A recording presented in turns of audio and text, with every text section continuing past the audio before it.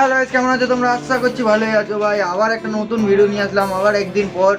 কালকে কারণ হচ্ছে তোমার অনেক চাপ হয়ে গেছিলো, তো ওখানে ভিডিও বানাতে পারছিলাম না। নতুন মেম্বারটা এখন ময়দা তুলছে আর ডিপ এদিকে পিৎজা রেডি করছে।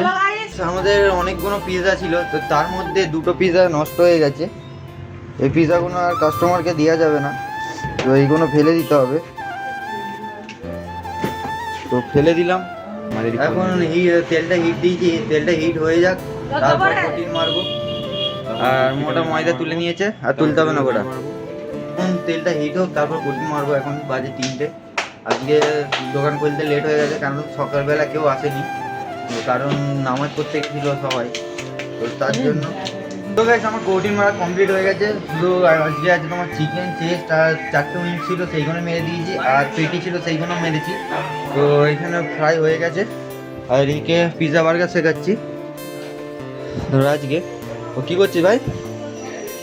কি শিখলি দুদিন এসে? এখন চিজ গলার অপেক্ষা করছি। কেন চিজ বলবে কেন? চিজটাকে ভাঙতে হয়, হাত দিয়ে ভাঙ। তো একে পিৎজা বার্গারটা শেখাচ্ছি, এখানে স্টক থাকবে, কারণ আজকে কম ছেলে আছি তার জন্য।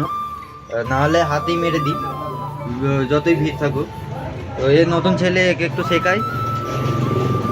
চলো আজকে তারপর দেখাচ্ছি আজকে কত কাস্টমার আসে না আসে।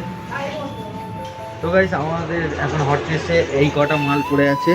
তো আর রাজ মারছে এখানে, স্বদেশি বাটার চিকেন মারছে। তো চলো আজকে ব্লগটা এখানে অ্যাড করছি। ভালো লাগলে লাইক শেয়ার